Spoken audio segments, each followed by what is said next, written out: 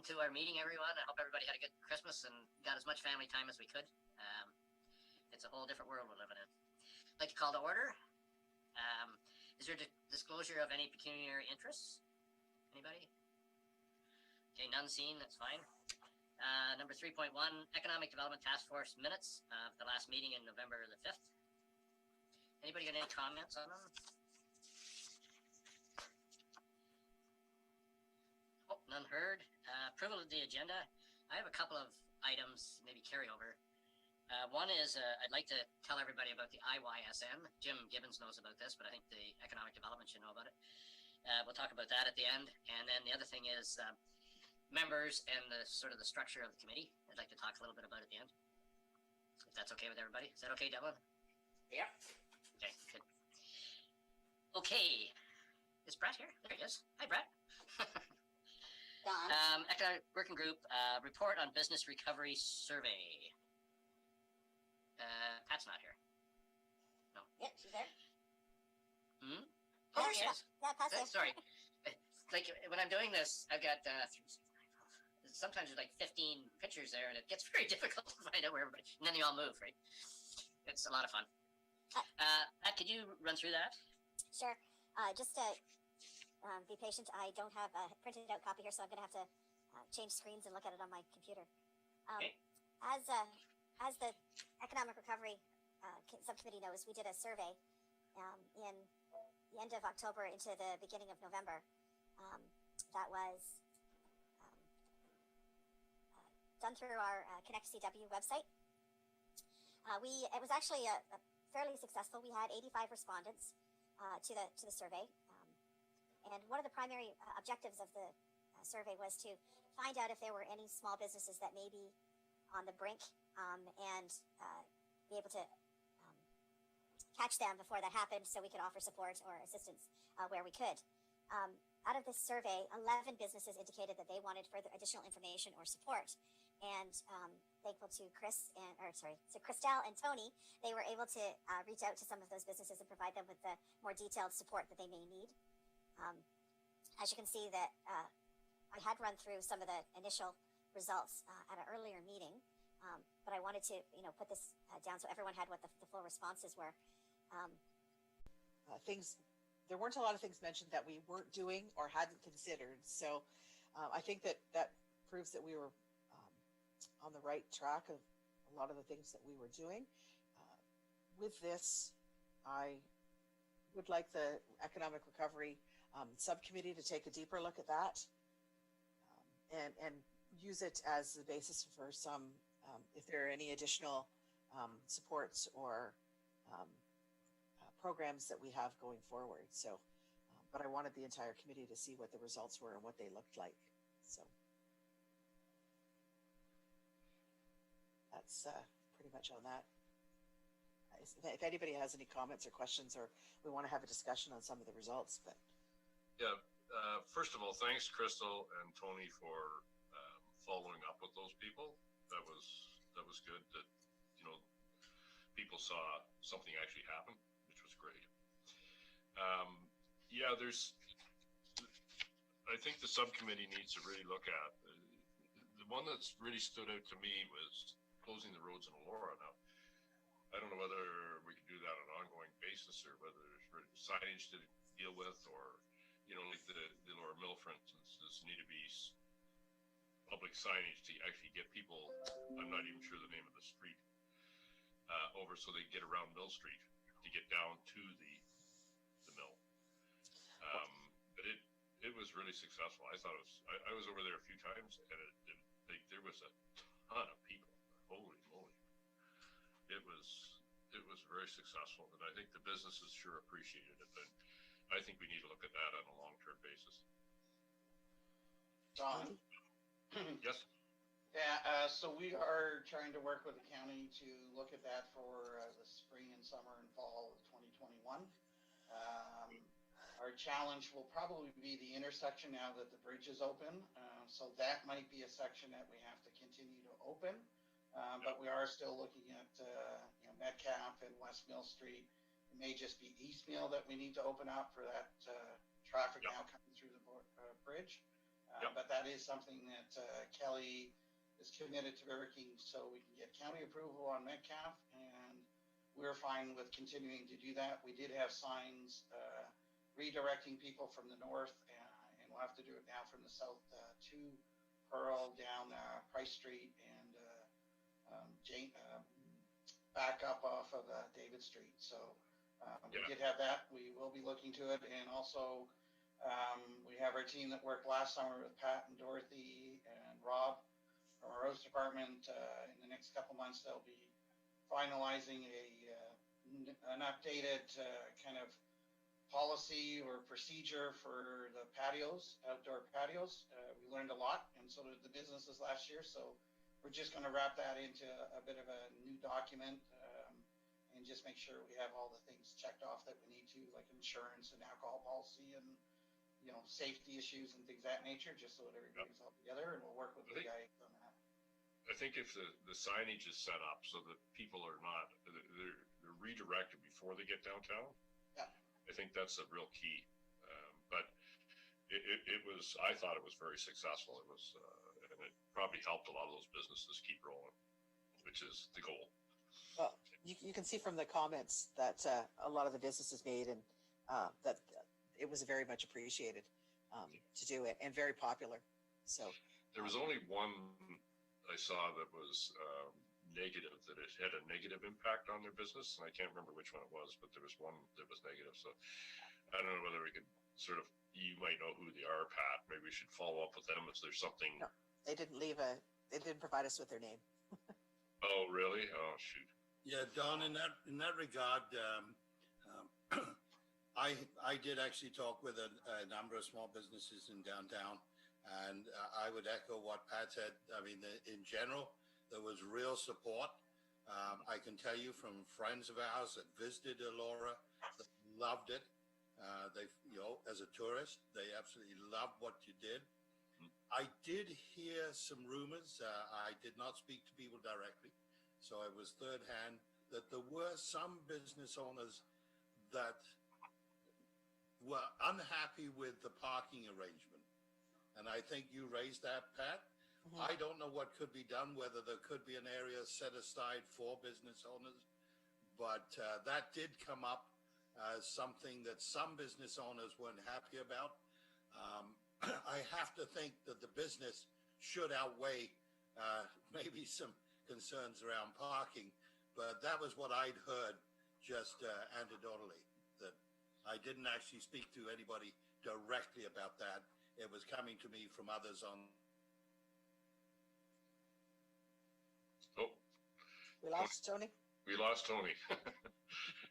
Anyhow, I was over there the one weekend, and we parked up at the arena.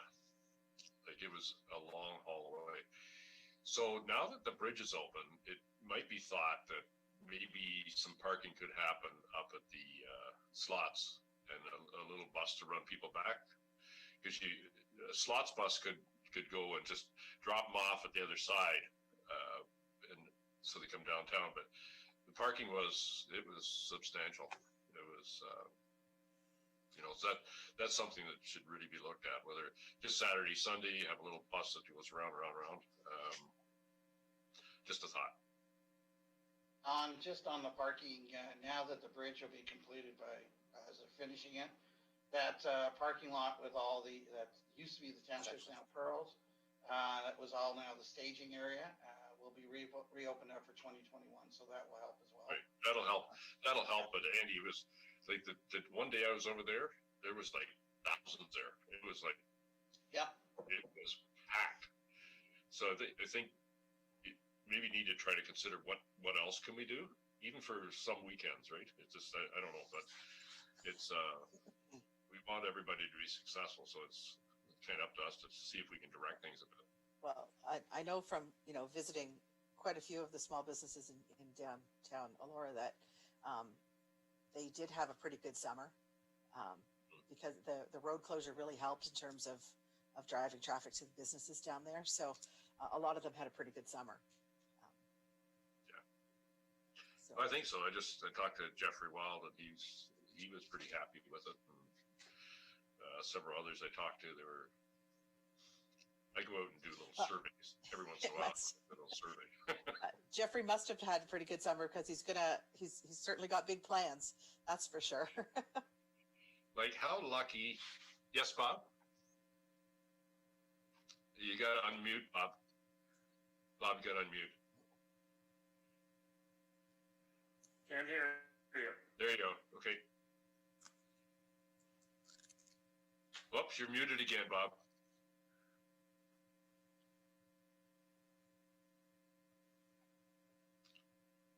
Yeah. There, how's that? There you go. There we go. Sorry about that. My wife does that regularly, mutes me. Don't blame her. I just wonder, Andy, if there is an opportunity to work with the GRCA on Saturdays and Sundays, if it would be worth their benefit to charge admission to the park gate at the back, to then allow people, that's pretty close to downtown, people could picnic, leave their car, potentially have access to some of the washrooms within the Grand River Conservation Authority. It might cost them money, but it might be a different experience, and it just alleviates our part of our parking problem. Yeah, They'd that's, have somebody at the gate at the back for, Saturdays and Sundays for 8 weeks or something. yeah, it's a great idea, Bob. We have initiated some discussions with the GRCA about trail and access to the park at another gate. A little bit more for the summer use, exactly as you're saying. The challenge being is they actually had to turn people away because their parking lot and facilities were already full on weekends and most of the summer, because that was the only activities around open in some areas. So they were already closing their gates by 11, 12 o'clock in the afternoon or in the morning on most weekends. Now I know they have been working on, which may help, especially at the Elora Public School, that we might be able to get some additional parking on weekends, is they're working on a pre-booking system to the gorge access. So you'd have to purchase your tickets online. And as if anybody's seen, they're currently working on fencing up the entire property to stop people parking all over the place and jumping in and crowding their location. Yeah. Not sure we'll get all the way for this summer with GRCA on new access to the Elora park. But I do know their parking, they were actually looking to have access to the OLG for some parking and overflow, just because their numbers were just crushing all over the summer. So, we will again try to get people to redirect it to the Elora Community Center, also over to the parking lot by the Ball Diamond there. So we're looking at other locations where we can get direct signage, and the bus is something we can take a look at for sure for weekends for sure. I think at the end of the day, if we're doing something like that, we would offer the busing so that it's a piece that you'd come into downtown Elora, you can go to the quarry, as well over to downtown Fergus, so we can move people around. And it may be a bit of a piece that we can have people shuttling back and forth between the two downtowns as well, because we want to support both businesses. And just speaking on the road closures, I think it's our intent, and Kim's online here, to continue with Provost and Sprucehead up a bit for next year as well, to have that part of the downtowns as well. Good. Thanks, Andy. It's great to hear that you guys are working on it. This year was sort of the test year, and it was. It just like we're all trying to react to this, right? It's great, and so This year has certainly proven that things we didn't think that we could do, we've been forced to have to do, and they've been successful. So yeah, that's been a great sort of test year. It really truly is, Pat. You're totally right. And, we tried to close downtown Fergus. That didn't work. Maybe we need to think about what else we could do with downtown Fergus. Well, I know that the Fergus BIA, and Kim can speak to this, but they have big plans to really improve the area around where we had the communal patio. give it some more Scottish flair, give it some more, sort of as a real, quaint and interesting area to be. So, Kim, if you want to Yeah, expand Kim, on that. could you just tell us a little bit about that? Wherever you are. For like Provost Lane, we're actually working on we fixed up the garden that's over beside the curling club because that back parking lot looks a bit of a mess compared to the other parking lot along the Riverwalk. So we're concentrating there. We're working on the Wayscale building where we've had a new sign for information installed. And we also are doing planters and everything as well that we've bought for Christmas that are going to be taken up to Little Tree and then replanted with our other, I guess, plants that match everything with our hanging baskets and our other large planters. And those ones are going to be distributed around Provost Lane to help kind of green it up quite a bit. And then we have all the ferns that were there as well. Dorothy's looking to see about doing like sails instead of our umbrellas. So they would actually have to try and be somehow installed on the buildings. But Dorothy's looking into that for us to see if we can do. We're also looking at tartan and either doing the picnic tables in tartan or the fabric of the sails in tartan. What else? We were thinking or discussing like a little stage because Fergus Scottish Festival has also approached us and they really liked utilizing that space last summer for advertising because they couldn't have their festival, but they were down there that weekend. And we're talking about doing music and things like that, depending on COVID. Everything's all dependent on COVID, but they would like to participate with us there as well. And then there was also discussion because of how well received the food trucks were in the downtown core during Sip and Shop, that maybe we could do a food truck Sunday, because Sunday seems to be one of our lowest sales days and lowest business open days. And we thought that maybe promoting food trucks would be something that would help to bring business in the downtown core on a Sunday to help the businesses that are actually open still. So that's some of our ideas as far as I can remember. We were talking about maybe a mural inside the Wayscale building, more of an information driven one where it's a map of the area, but not like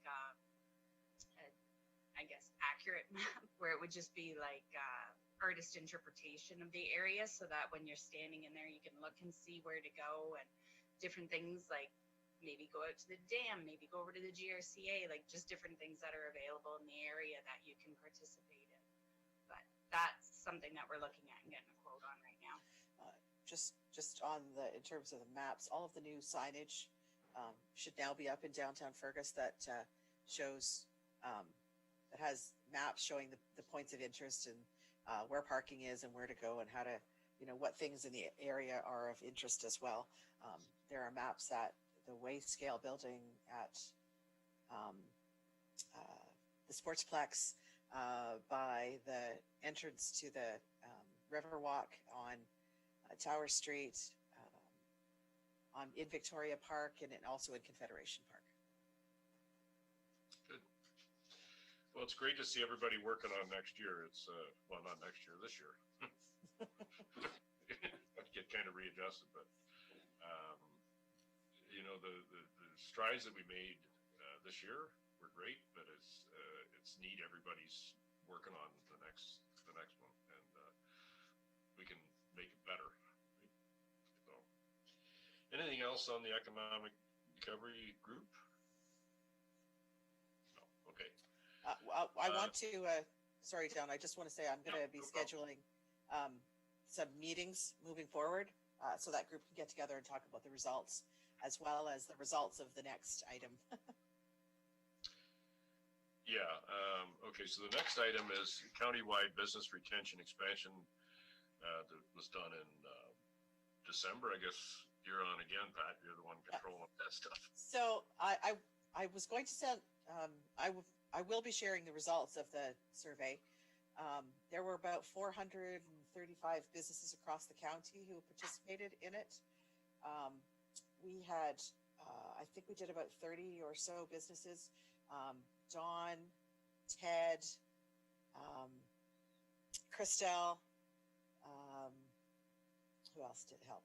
Kate and Peter helped doing some of the one-on-one interviews while I sent out emails to as many businesses as I could find with the links to the survey asking them to fill it in. So we had a pretty good response across the county, and have had a pretty good, actually, basis of which to build some programs going forward. I will share the results for you when I have them in a much more usable, user-friendly version, because right at the moment it's just a big Excel spreadsheet with the raw data, and it's a little difficult to read. The information from that, because a few more questions were asked, actual information on how many employees they may need or they may have lost, the kind of supply chain issues that they may be having was asked on there, what kinds of issues, what kind of goods they were having trouble accessing, more specifics on what kind of programs they may need, because some of our questions in our smaller survey were taken from that and adjusted a bit, but the counties, which was really the Ministry of Ag and Foods survey, asked a lot more questions, so there will be a lot more specific data that we can take a look at, and I want to refer that to the Economic Recovery Subcommittee as well, so that we can add that to the results from our first one, and really look at if there are some things that we can do, not probably financial in our case, but some maybe programs or some policies that we can enact that would or some of the things like we did last summer with our initial action plan for the business recovery. So I'd like them to take a look at it as well. So one of the things I do want to know want to suggest is that the results did lead to the county adding some monies to their economic development budget in order to possibly provide some programming or granting opportunities, should that be passed in the budget, because the county hasn't done their budget stuff yet. So there may be some PPE, there may be some volume PPE purchases that the county is going to do that then would be sold back to the small businesses at a lower rate. There may be some smaller granting opportunities that the county will engage with, is some of the things that we were talking about at our last county meeting. So we are still, waiting to see what that may look like, what their budget is about, but there may be some of that out of that survey as well. That's great, Pat. It's just all this information we've been gathering has been great, and it'll give us support for stuff moving forward, right? With us and the county. Yeah. Well, it gives us, we're now much more aware of what the specific needs are, whereas last year it was sort of, let's just throw everything at the wall and see what really works. And now we have some more specific information about the kinds of things that they absolutely need. So, and it's great, Crystal. You and Tony jumped in there to help those folks, and it's great the resources that we have on this committee. It's really neat. Well, Crystal and I were noting too, it's really great the kind of partnership that we have with the Small Business Center, and how supportive everybody is of that relationship. Yeah, well, we are the luckiest people in the world to live here. I agree. And we appreciate the partnership, and we appreciate being, part of the opportunity to help. So thanks for sitting there. Yep. You can't help if you don't know where to help. Exactly. Yeah. Okay. Business Park. Brett, can you fill us in where that is? I know we had talked in the last meeting about getting together with the group doing the pricing the land and all that sort of stuff. Where are we with that right now?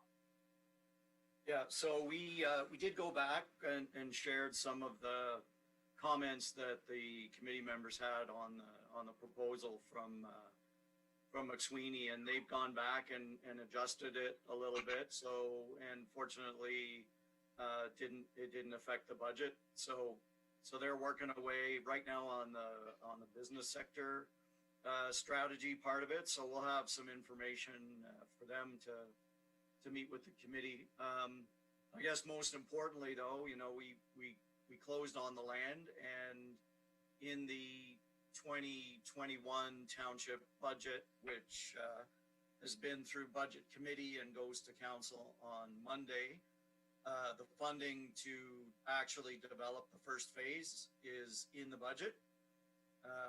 And so that would enable us to take the road, extend Dixon Drive basically all the way to just past the house, I think is what we had envisioned as sort of the first phase of that industrial park.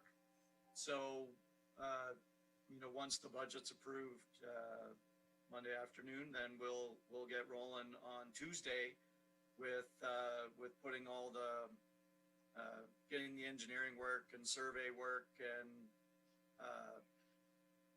we have to do an archaeological assessment. We'll have to do an environmental impact assessment because of the wetlands over there and all that stuff. But once we have the budget approved, we'll be ready to get rolling on that. That's great. Triton did a little bit of preliminary work just before we closed on the property because the timing was good in the fall of 2019, I guess. So we have a little bit of data to work with, but the real work can't happen until we have a budget approved. So that's really the reason why we haven't organized that subcommittee for a meeting yet. We need some money first. Yeah. Oh, that's good. Well, thank you for getting that. I'm sure you were the driver for it, you and Andy, to get that in the budget, to get it opened up. We need it available. It's a whole goal there, right? Yeah, fortunately, we have Dan Wilson to do the financial analysis that made the numbers work. McSweeney are looking at sort of the zoning things and what the lot sizes we need and optimizing the layout. I think what we had sketched out for Triton to do survey work was it may result in lots that are bigger than we need.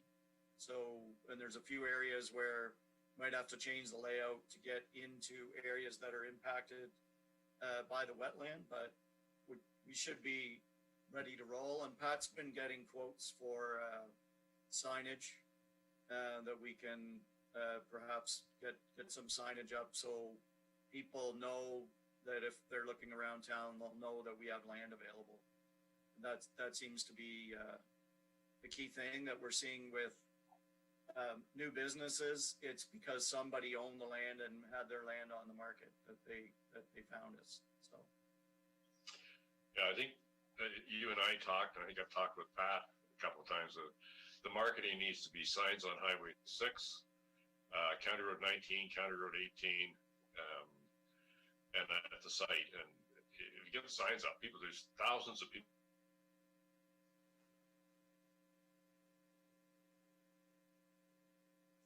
Oh, did we lose John?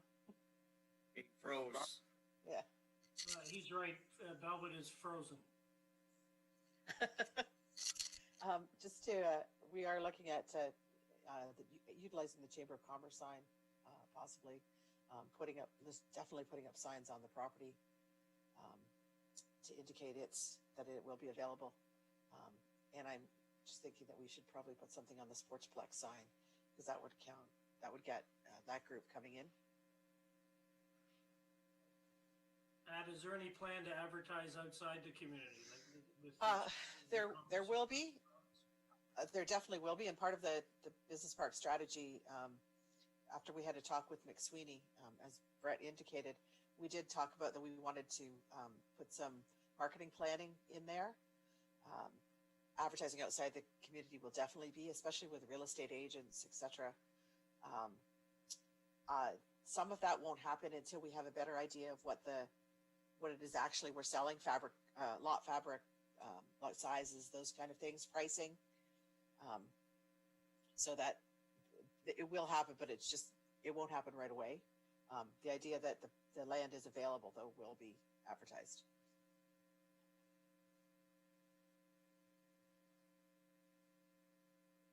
Did we get Don back?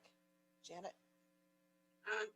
Just around the partnership with the chamber, just so everybody knows that Dana has left the chamber and we've have Sally now as the GM, and I'm getting her up to speed with some of the background and history around this committee. So in the interim, I'm going to step in Dana's place on the subcommittee, the recovery subcommittee, if you can include me in those minutes. So we're seeing a lot of uptake on some of the programs and some of the discounting we've been providing to members, which a big part of that is the electronic sign. And we've had a lot of people uptake some of the advertising on the sign because of the decrease in their exposure and their visibility because of COVID. And really just to let people know that they're open or they're doing curbside or whatever, they're online or whatever. So when businesses come forward and show some gaps, if we can always kind of keep the chamber in the loop as well in terms of some of the signage for Victoria Park and resources, and because there's a lot, the ear at the Ontario level through the chamber is very loud, and so you have a different voice at the ministry too through the chamber network. So it's great that we're on this committee. So if you have advertising you want to put through our sign as well, Pat, there's a lot of people, well, not right now, but normally there's a lot of people driving down Highway 6, and we've had a lot of feedback that people have come in, or they've gone to businesses and they've said, oh, we saw the ad on the sign at the chamber. Yeah. I think that's great, Janet. The other two things that I was thinking about is, Ted's got a great sign. His sign is amazing. And there's also the electronic sign that's right at the intersection of Victoria Road and Highway 6. There's a big electronic one there as well. So when it comes time to advertise, some of these things, even if you just take it for a little while, could be very advantageous. Yeah. Anybody else on the business park? Okay. Just to reiterate, though, we will be setting up a meeting with the business park subcommittee. Yeah. So whenever you want to do that, just let us know a little ahead so that we can get it all planned. Great, Pat.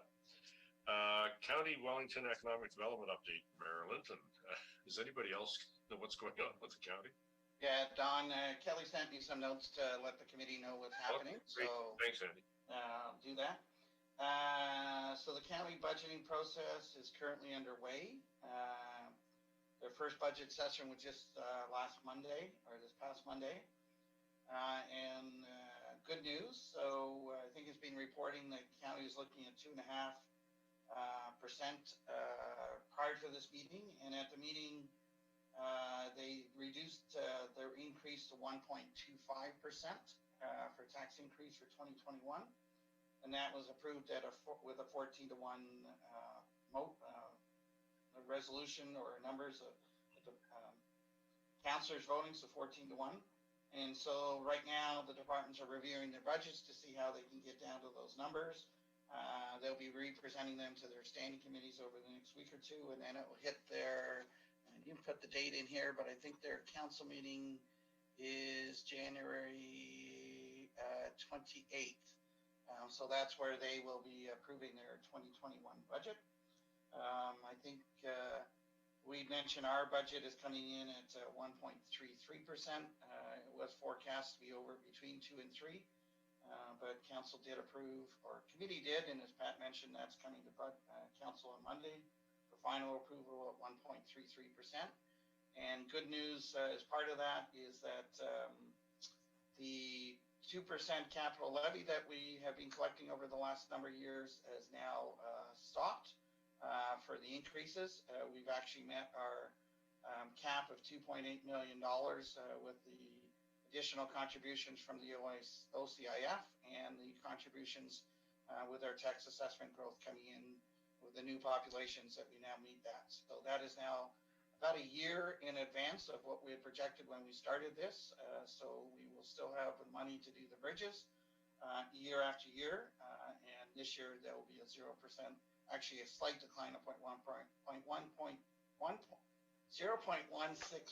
decrease in the contribution for the capital levy for residents. So that's allowed us to get to the 1.33. The county is, Kelly had mentioned here that they've experienced approximately $6.6 million in incremental costs due to COVID-19. A lot of that is in the areas and obviously in their social services and their long-term care and things of that nature. So that's a piece where each of the municipalities have received substantial repayments or refunding from the province and the feds. So that's helping out. And their estimated loss in revenue is about $1 million due to COVID-19. Some good news coming out of their budget. They have set aside about $200,000 for continuing on with their COVID-19 business recovery fund to support local recovery efforts.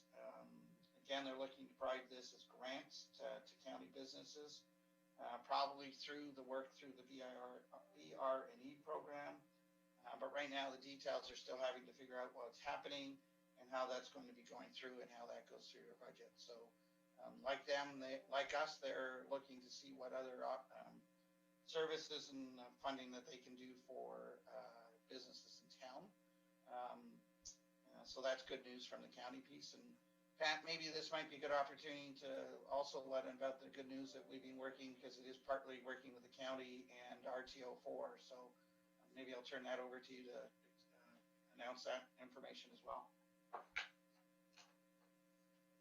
You're on mute, Pat. Go ahead, Pat.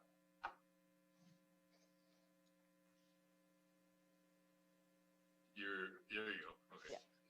So just initially, we had been noticing that other counties were getting some tourism funding that hadn't been released in Wellington County. So we have been making inquiries with CFDC, et cetera, and the county and the RTO have worked with FedDev Ontario to create some tourism funding programs that are grants and not loans, because businesses are not really able to take on much more. So a tourism adaptation and recovery program is going to be released today to help small and medium-sized businesses and not-for-profits in the arts, culture, and tourism sector for supporting one-time adaptation and reopening costs that have been occurred during COVID. So there's going to be two streams. One is the physical adaptation one, which is grants, could be up to possibly $20,000 towards implementation of health and safety protocols and renovations and equipment to accommodate social distancing.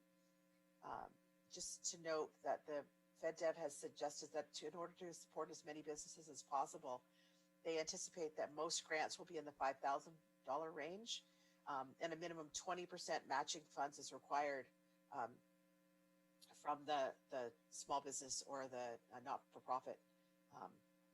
There's also going to be a technology investment fund as well, which allows eligible small businesses to apply for $5,000 for digitizing their business services, such as virtual queues, online ordering, timed entry ticketing, touch-free payments, those kind of things to bring them up to date on that kind of technology. I will be posting the applications and guidelines on the township website today, and applications have to be in by February 1st at 11:59 p.m. So just two really good grant programs coming out. The eligible businesses are retail, hospitality, arts, culture, attractions, and eligible expenses are labor, expertise, non-capital items, so operating capital problems or capital requirements, and funds applied for can be applied retroactive to June 2020. So that's something that should help some of our tourism businesses who, to this point, really have been not captured well in some of the funding programs. Right. They've been kind of missed out. Everything just got canceled. Right. And that's all of Wellington County. So we'll be certainly making sure that we push that out through social media and email and other ways to our tourism businesses in Center Wellington, because other than Guelph, we do have the biggest tourism sector. So That's great, Pat. Thanks, Andy. Pat, can I just ask a question on that? It's Tony. I did read the announcement of it as well, and what I couldn't quite understand whether agri-food tourism would be a part of that.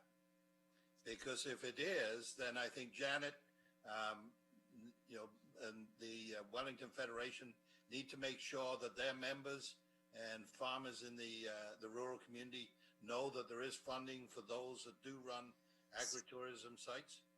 So it doesn't specifically say agritourism, but it doesn't. It doesn't say not. Say not either, right?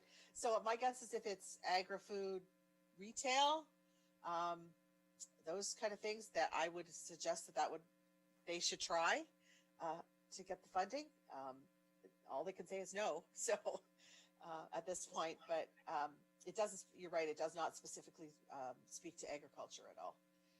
Just one of the new things, though, that the government did bring out for agriculture is they are not agriculture, but for food-based items, is that they are allowing some low-risk food production out of homes. And I have put that information in those guidelines on the township website so that because there is a lot of people who are starting home-based food businesses and not really knowing what the rules were, and the province has now suggested for those low-risk items such as chocolate, such as bread baking, those kind of things would be able to be done at home. They do still have to follow the Health Protection and Act around some of the requirements, but there is some leniency there now. So, Janet, can you put this information, if Pat gets it to you, out through the chamber and also your agricultural side, just so people know about this? Yeah, I always wear two hats at this table, right? Yeah. No, it's great. It's just so that we get it out to them. If it's ending on February the 1st, there isn't a lot of time here. Yeah. So the like anything that comes through the township or the county or the Ontario Chamber, we share with all of our members. It goes out to the BIAs that often disseminate that out as well. And so the piece around agriculture is, it's interesting how the OFA has structured communications. We, as the Wellington Federation of Agriculture, do not have an email list, but we send it to communications in Guelph at the OFA, and they disseminate it out to their memberships, and that's how they protect the privacy of information for emails and that type of thing. So it's not an issue for us to formulate some messaging of some of the specific programs, and then we send it to Guelph, and they send an email out to all the members in Wellington County. So it actually has a fairly broad coverage. So we definitely will do that. Well, there are certainly places like, Mapleton Ice Cream and Jules Under the Kilt and stuff who are food related and stuff that could apply to this. Yeah. So same thing, Kim. I guess there could be somebody in the Fergus BIA or the Lower BIA that may benefit from this. Is the more times we can hit them with this thing, some of it'll stick. Well, just to mention too, we are anxiously waiting the release of the provincial guidelines and application form for the small business support grants that the province has announced and said they were going to be available in January, but we haven't currently seen what that means just yet. So I'm anticipating it should be any day that information is released as well. And those are grants starting at grants of up to $10,000. Right.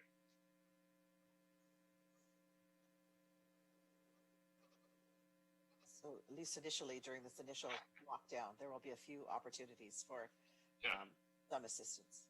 Well, the more we can let the community know, then somebody can see it. And like I say, the more times they can see it, the better it is, because then it'll sink in.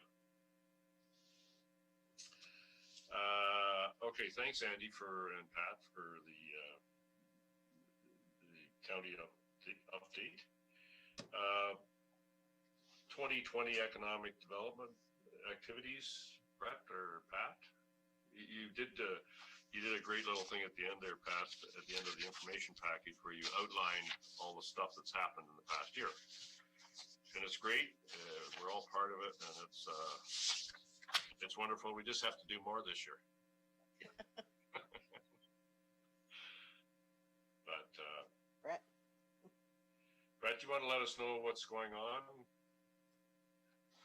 Well, I just to fill in, there's a few other things I think that Pat didn't refer to specifically that are of interest, I think, to the committee. And one of the things we've talked about is housing and rental housing availability. And if people haven't seen it, there's a couple of small apartment buildings under construction on St. Patrick Street, just east of downtown Fergus. Jim Gibbons will probably remember that years ago, the town of Fergus changed its zoning rules because we had this area just outside the downtown where they wanted to encourage apartment construction adjacent to the downtown. And you know, I'm happy to say that we finally have seen some activity after all these years. And that's, I think there's probably between the different buildings that are going up, there's got to be, 20 new apartment units going in there. So there's definitely an uptick in that regard. And also wanted to point out a couple of major additions to JEC have gone on in the last couple of years, including one that I think we've just finished. And so there's new employment there. And just for the benefit of the committee, in those cases, I want to give credit to Pat's sort of liaison with JEC directly. So when JEC has,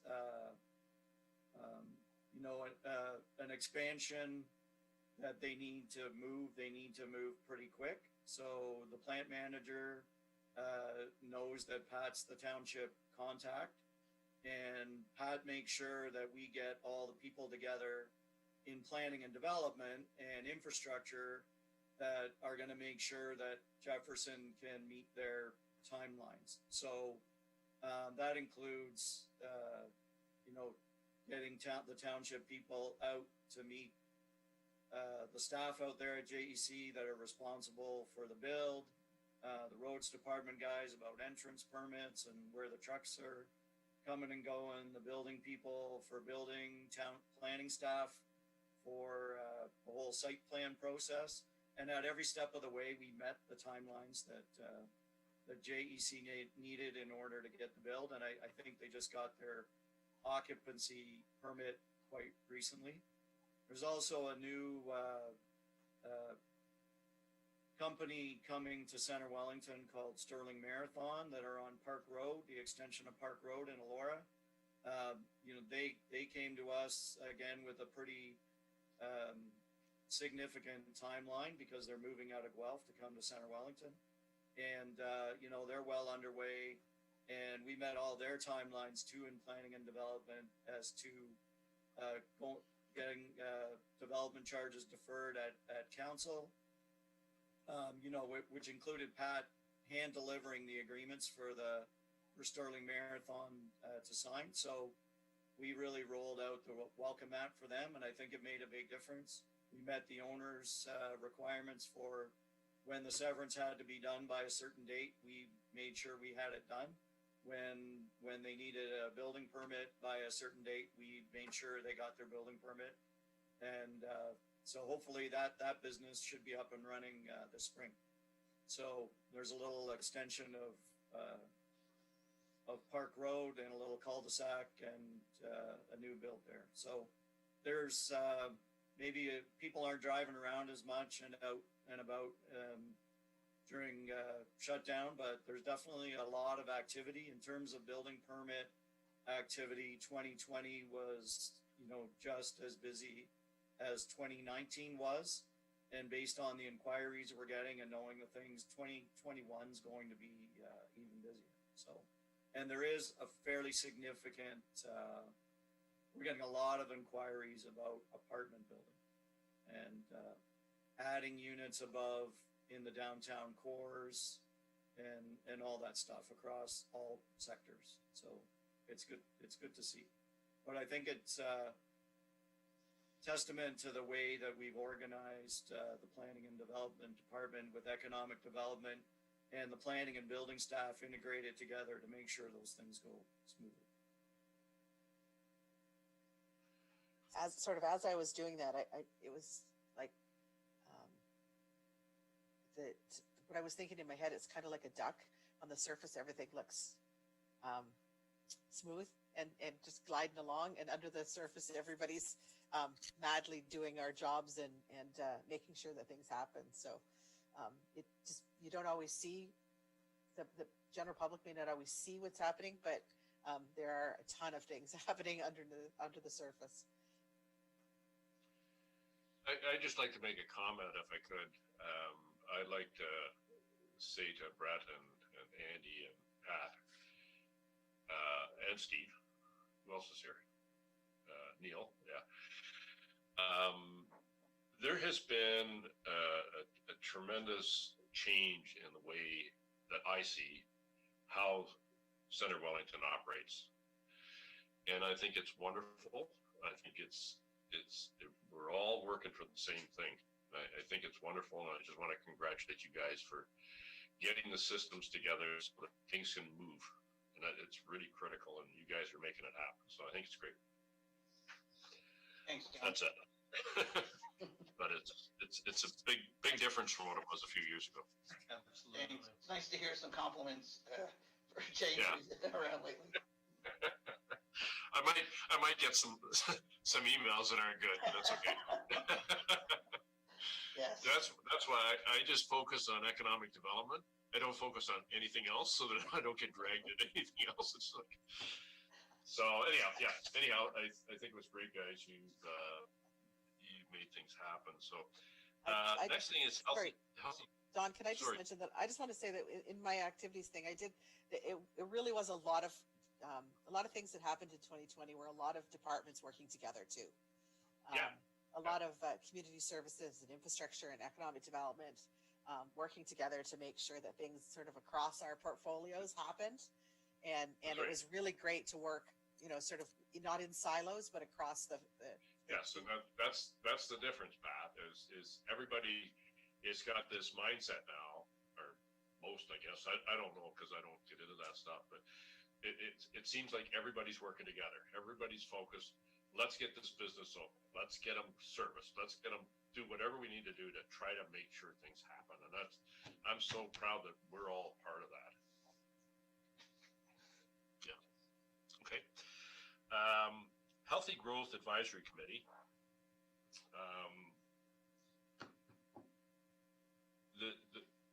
You want me to do this, Brett, or you want to do it? Brett, okay, go ahead. Yeah, I'll do it.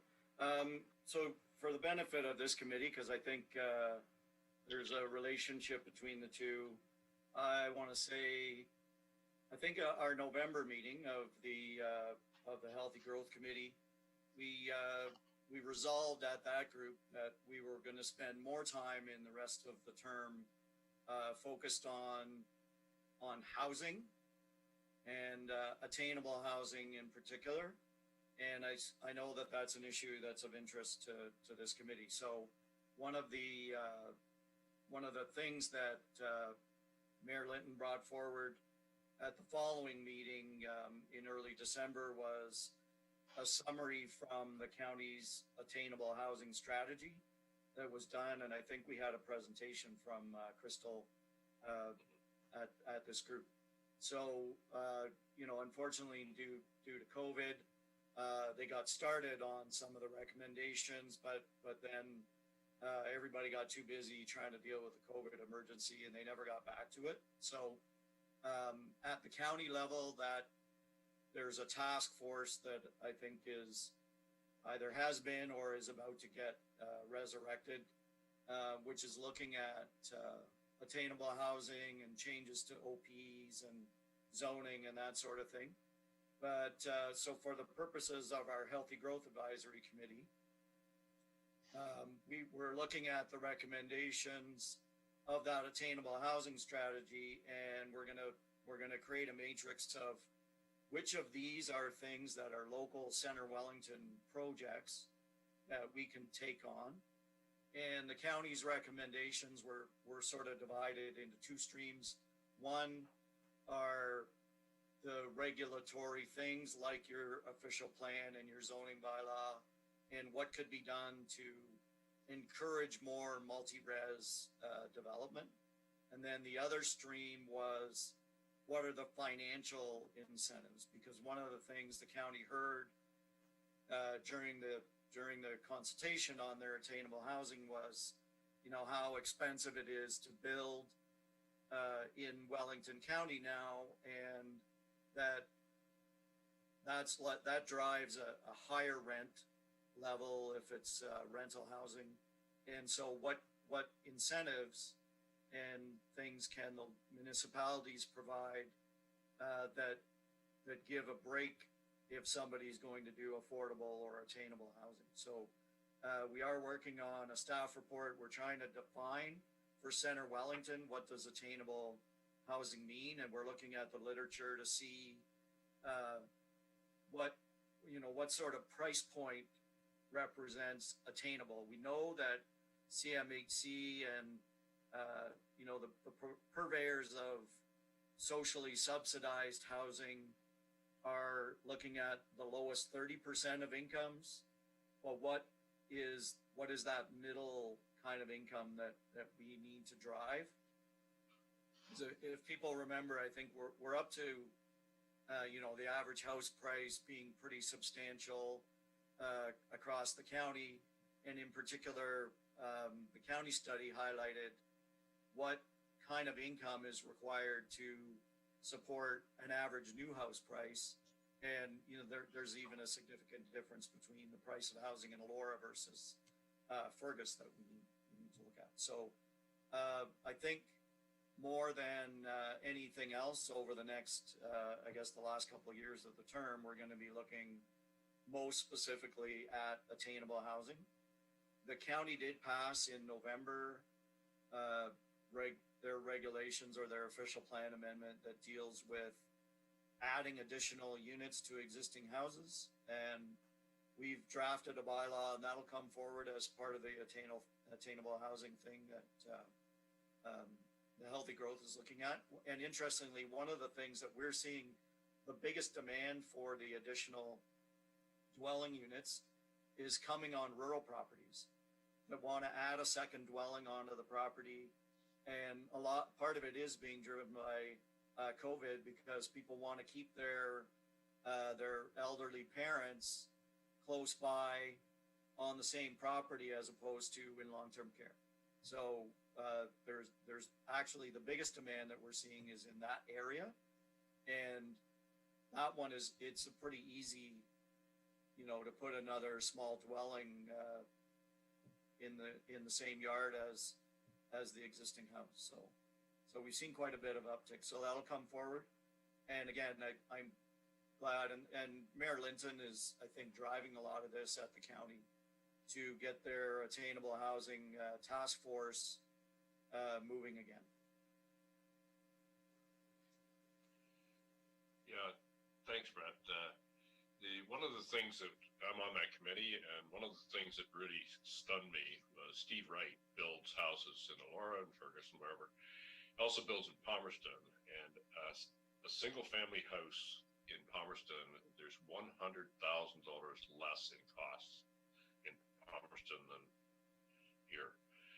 It's somehow, anyhow, it's kind of a stunning number that I knew there was kind of a difference. I had no idea the magnitude of it. But interesting committee. Yep. Yeah. Don, just on that, we've looked at some of the numbers.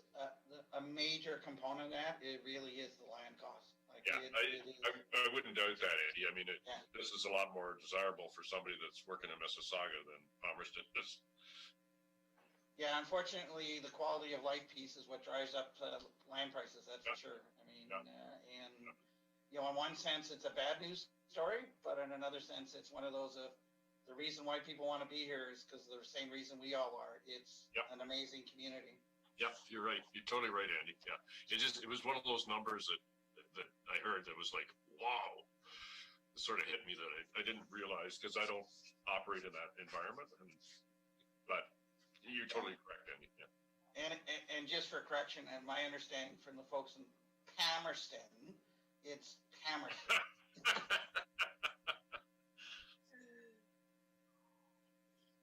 Don? Yes. Just a one quick comment, just to what Brett just said around the agricultural piece. We're getting a lot of comments and questions from members around the additional housing units in agricultural land for temporary workers as well. Because I think one of the things that COVID is not so much in our area, but in some of the other areas within the province, the temporary foreign worker program and some of the housing challenges that businesses have had. And not only the temporary foreign worker program, but there's a lot of student exchanges that happen from a learning perspective, and essentially international co-op students, if you want to call them that provide inexpensive labor for farms in a learning environment that we struggle to be able to provide housing for them. So the Federation of Agriculture has been doing some work at the county level around their official plan review of some of the housing requirements and what that looks like. And then that would also go to the municipal level. But whether, like a 3-season bunkie style type housing, because currently if you want to do an additional housing, you're essentially putting up an entire new house if you wanted to stand alone. I mean, Township of Center Wellington often calls them garden suites, but that's not always the requirement, because it's not all seasons that it's often needed. And a lot of other counties will do a bunkie style, which provides a sleeping arrangement, washroom arrangements, and then they generally have their meals, sometimes a small kitchenette, but they often have their meals as a larger group. So what options there are, something that's cost effective for businesses, but it does provide a safe environment for everybody. So, Brad, is there anything afoot to try to include that in the farm stuff, in the farm approvals?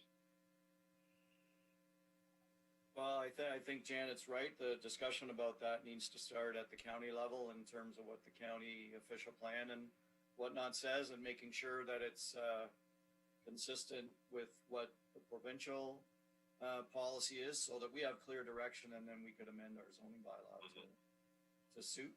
I mean, to me, it sounds pretty simple that could be reflected as an accessory use to an agricultural operation, and if they weren't actual dwelling units, the way Janet described them, they don't sound, if they don't have a kitchen, they're not a dwelling unit. So then it doesn't sound that difficult, but hopefully we'd have some policy direction at the county level.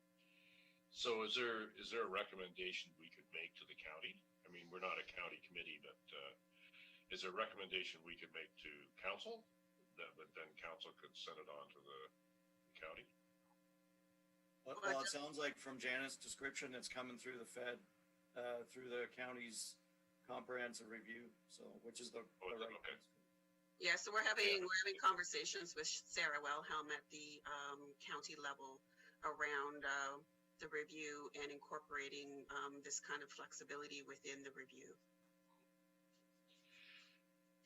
Okay, so I guess is there, Janet, is there anything that we can do to help promote that? Because I think it's very valuable, and like you say, there doesn't need to be a house. It really just needs to be, spring to fall, in most cases. Well, I think like Kelly's not on this call, but I think having that conversation that when some of the recommendations from the review come forward more at a political level, that there's a recognition when they're reading through that this is included. So Sarah doesn't have a huge agricultural background, so the idea of this style of housing was totally new to her. So I think it's really more for information for this group at this point, because it does provide support economically for businesses through lower cost workers and workers that you can't find within our county that don't want to do some of the work. Sorry. So I think right now it's really just for information. And I think if in moving forward, if there's some support letters or anything I need through this group, I'll bring it back. Yeah, that's good. Thank you very much. That's great. Okay, that pretty well does most of the stuff that's written here. There's a couple things that I wanted to bring up for everybody's knowledge. There is this new entity called IYSN. It's Integrated Youth Services Network. Neil knows about it. Jim Gibbons knows about it. I'm not sure who else knows about it, but it's a group started by the Rotary Club in Guelph, and it's to bring CAMH. Everybody know what CAMH is? Mental health people. The goal of this group is to create an environment where they can have interaction with youth from 12 to I think 26 is the number. Skyline has given them 6,000 feet in beside where the big brothers and big sisters are. And it's to create an environment where kids can go and hang out. And the idea is to try to find out kids that are in trouble through divorce, COVID lockdown,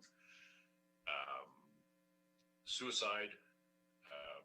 Anyhow, it's a really good group, and it's gaining a lot of recognition. Jim Gibbons through the Rotary Club has got involved with it, and I don't know whether Ted you're aware of it or not, but anyhow, it's a really good thing. And as we know, we have friends, and you see kids, and with all this lockdown stuff, everybody's going crazy.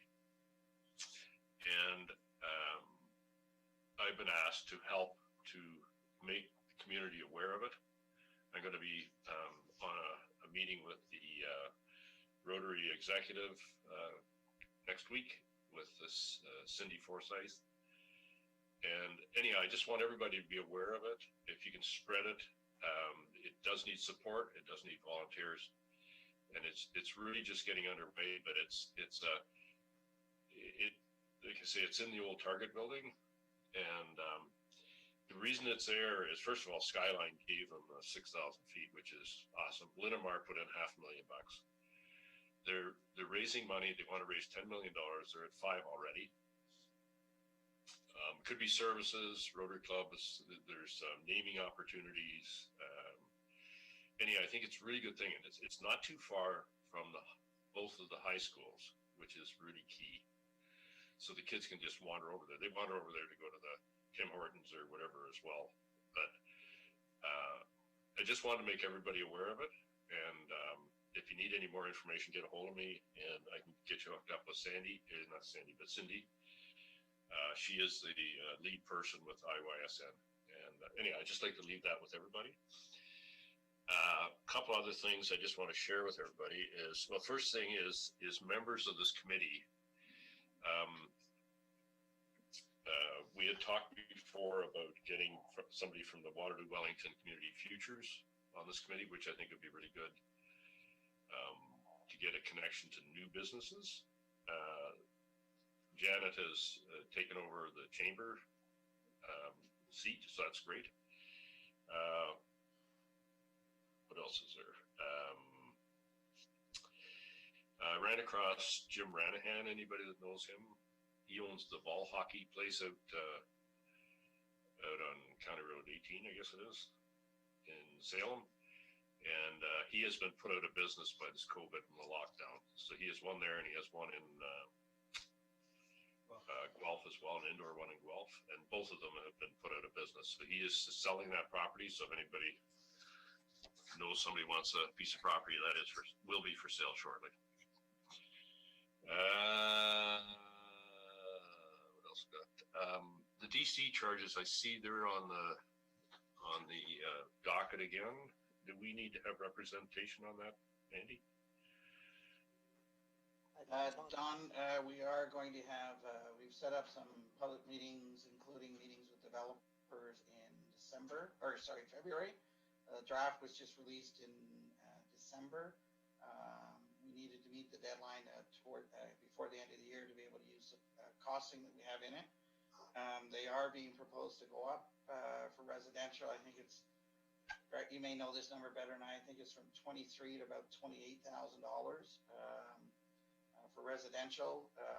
A lot of that has to do, and now that we've got all the master plans, so the water master plan, transportation master plan, and all the master plans in place or approved, many of those recommendations and projects are now being costed and put in, so that's why you see the increase. So it's out, review, I think early February, meeting with the developers who have the biggest impact with this, and then we're looking to have an information with council and passing by the end of March. Go ahead, Brett. Brett, yeah. Dan Wilson has asked to come to this committee Right. next month, so he's gonna run through the presentation on development charges. Thanks, Brett. I forgot about that. So our February 4th meeting, will be meeting with Dan and discussing development charges. Okay, good. Yeah, it'd be nice if our group had some input. We know things go up, and it's really great that you guys have been building the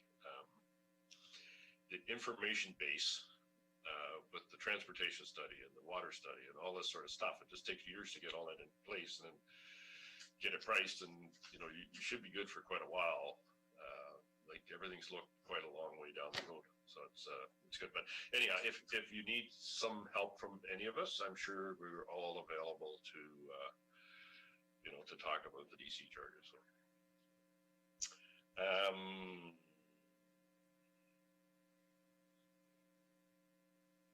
I think that's about it. Anybody else got anything? Neil? You're good? Ted? You good? Jim, do you have anything? No, I just like to thank Neil for the effort he put in walking to Ottawa. I think he got us all aware of the need of what we need here in our community on mental health. And I just want to thank him for stepping forward last year and waking us all up to the need in our community. Thanks, Neil. Yeah, thanks, Neil, for everybody. And I agree, and that's one of the reasons I think Neil was the reason why I decided to help out with the IYSN thing, because it's a target group that needs to be addressed. And if you could save if we can save one kid from not committing suicide, it'd be awesome. Bob. No, I'm good. Thanks. Okay. Pat, anything else? No. Andy? You're good? Kim, anything else? No. Janet? You're good. Lisa? Hi. Tony? You good? Brad, anything else you want to share with us? No, I'm good, thanks. Yeah. Crystal, anything from the small business? No, I just have to say I did have to take myself off camera because I caught a call from a business owner in Central Wellington trying to book an appointment. So Good. it's working. Yes. Steve, anything? You're good? Okay. Anyhow, thanks everybody. We'll talk soon. Thank you. Thank you. Yeah. Thanks, Don. Thanks everybody for their effort. It's all coming along as we all want it to. So anyhow, great. Thanks everybody. Thanks, Don. Yep. Take care.